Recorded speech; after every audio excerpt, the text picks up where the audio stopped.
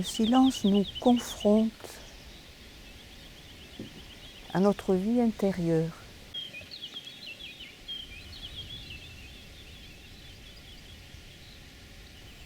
Quand on commence à se taire et à sortir de nos habitudes mondaines de communiquer, on commence souvent par entendre notre petite musique intérieure ou notre vacarme intérieur.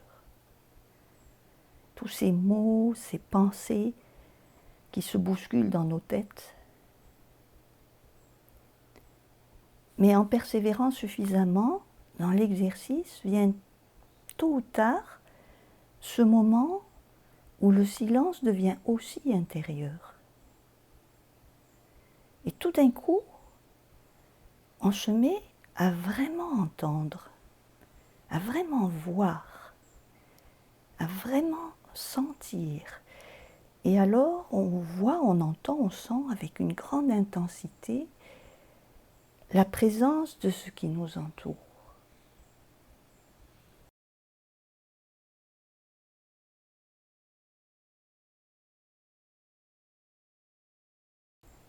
Tout d'un coup, on se sent comme inclus dans le monde, embrassé. Plus encore que se sentir faire partie du monde, on se sent être le monde. On se sent être le ciel, être la mer, les nuages, l'oiseau qui vole dans le ciel, les arbres. Ou on se sent être la symphonie du métro ou de l'aéroport.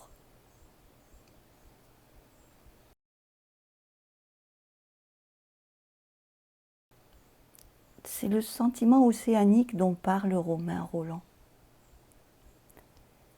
C'est un retour à ce que, dans le zen, on appelle l'esprit originel. Tous les nourrissons du monde vivent dans cette expérience. Pour nous, si elle est vécue souvent fugitivement, elle peut devenir une manière d'être.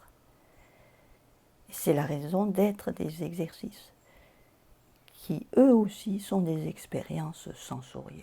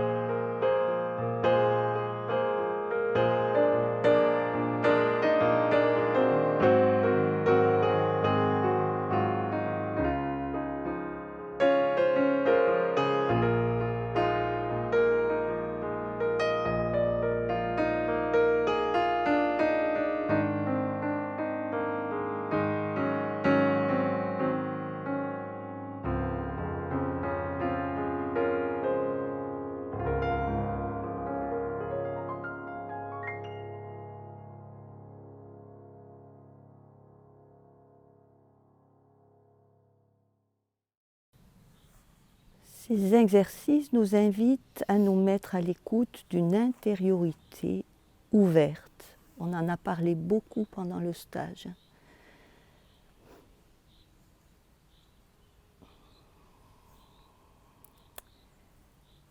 Donc elle est différente d'une intériorité qui serait refermée sur notre seule personne.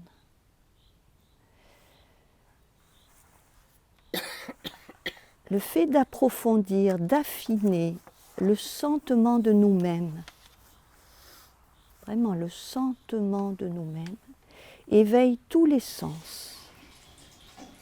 Voir, entendre, sentir, goûter,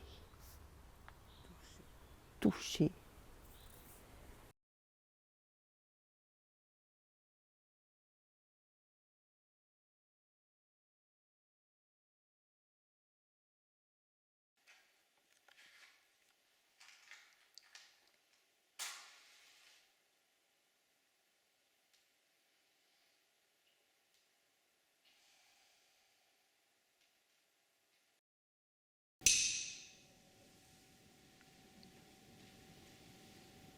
Il y a cette phrase dans le zen, le chemin est le but est le chemin.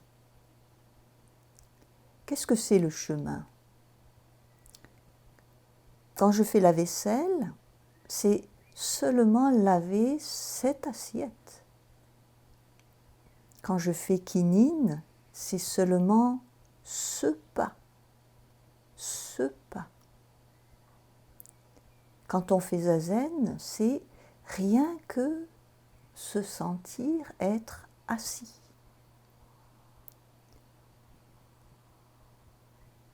C'est seulement cet inspire, seulement cet expire.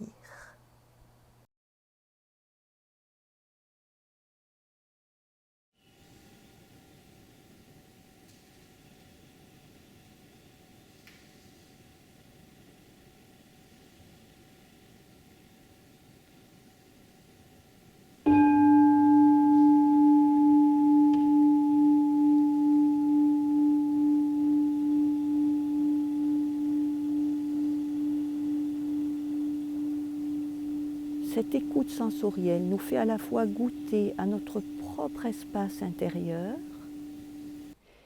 et à la vie qui s'y manifeste, le corps vivant. Et cet espace intérieur, c'est la vie elle-même. Ce n'est pas quelque chose dans le corps, la vie. Le corps entier est la vie. Nous sommes la vie. Cet espace intérieur, c'est la vie. Et puis il y a aussi l'espace extérieur, qui est aussi la vie. Donc on est entre, il n'y a pas de entre, c'est la vie. Espace intérieur, espace extérieur, c'est la vie. Il n'y a pas de différence. Dans les deux cas, c'est l'espace vécu. Dans le temps vécu.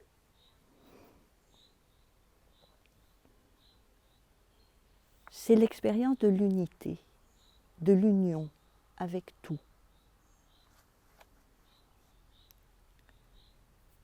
Et dans tous les cas, la première chose qu'on doit faire, c'est qu'on doit vraiment commencer par apprendre à se sentir.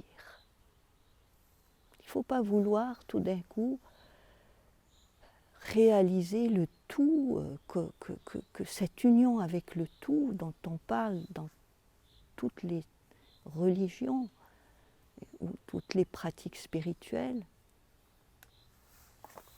la base, c'est commencer à se sentir.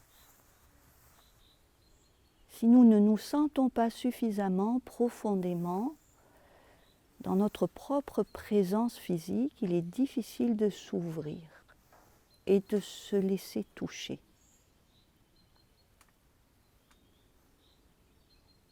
soit qu'on est trop vite bouleversé par les événements, parce qu'il nous manque aussi une assise profonde, un centre, soit qu'on est durci, barricadé.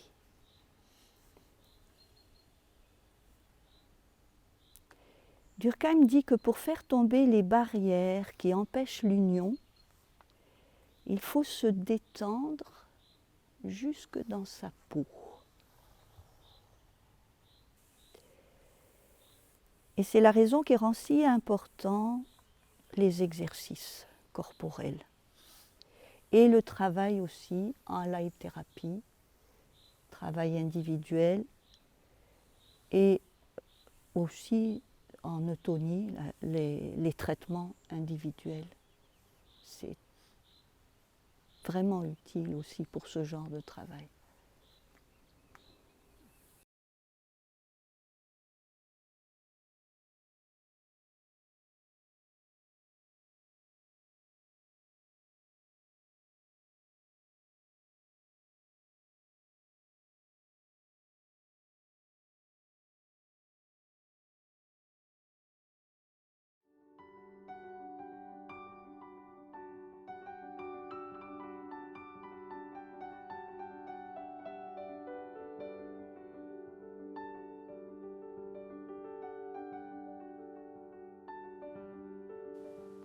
Ce n'est qu'en étant dans cette présence sensorielle à l'action en cours qu'on s'unit à ce qu'on fait.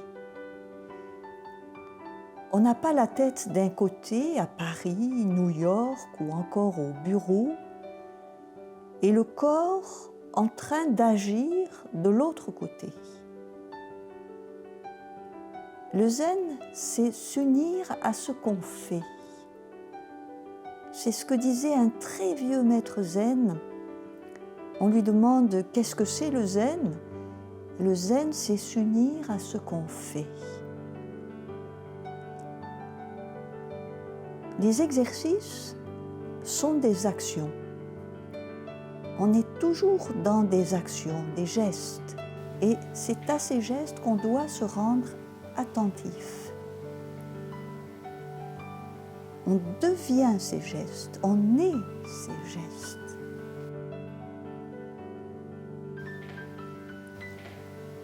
Lorsqu'on devient pure sensation d'être et d'agir, lorsque le corps, le cœur, l'esprit s'unifient dans le sentir, dans le sentiment d'être, de simplement être, on se sent alors intensément vivant et on se sent agir dans une paix profonde.